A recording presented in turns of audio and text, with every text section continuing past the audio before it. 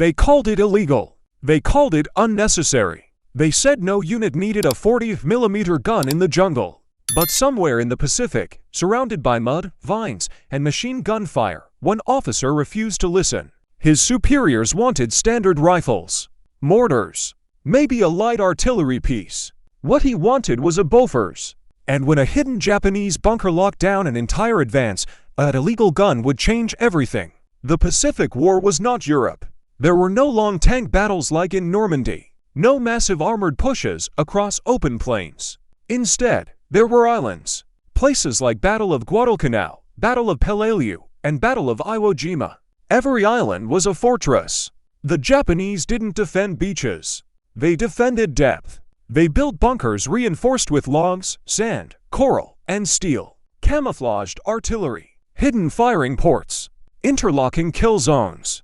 You couldn't see them, but they could see you. And when American infantry advanced, the jungle would suddenly erupt in fire. Somewhere in 1944, an American officer studied the problem. Mortars were too inaccurate against hardened bunkers.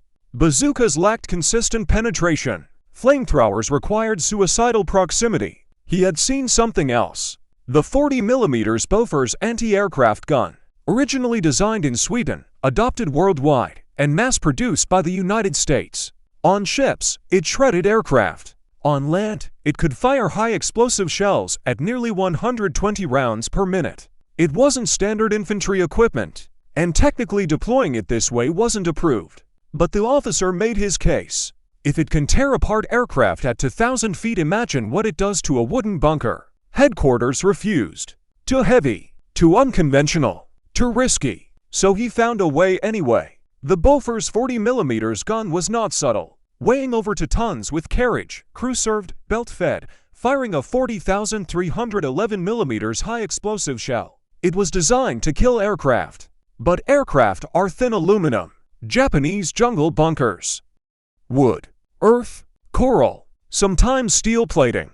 The Bofors shell detonated on impact, and in confined bunker spaces that blast had nowhere to go. Instead of punching through like a rifle round, it exploded inside. Overpressure, fragmentation, shock wave. Against fortifications built for rifles and light artillery, this was catastrophic. The unit advanced through thick jungle. Suddenly, machine gun fire. Perfectly concealed bunker. Mortars failed to silence it.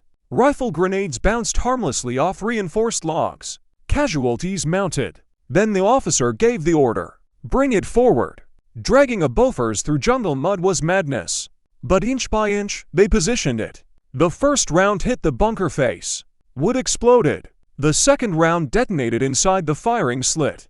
The jungle shook. Within seconds, the machine gun fire stopped. The bunker that had held back an entire company was silent. Word spread quickly. The illegal gun had done what mortars could not. Other units took notice. Commanders who once rejected the idea began requesting heavier direct fire support. The Pacific War forced adaptation. The Japanese defensive doctrine at tunnel networks, hidden strongpoints, required overwhelming firepower. From that point on, heavy direct fire weapons became more common in island assaults.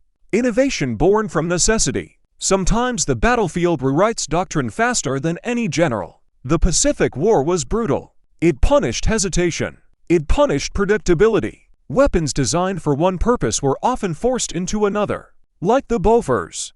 Anti-aircraft gun turned bunker breaker. The lesson was simple. Firepower wins against fortification. And sometimes the illegal idea is the one that saves lives. They banned his 40mm gun until a Bofors melted a jungle bunker. History doesn't remember every officer who challenged doctrine. But on that island the jungle remembered. And so did the men who survived.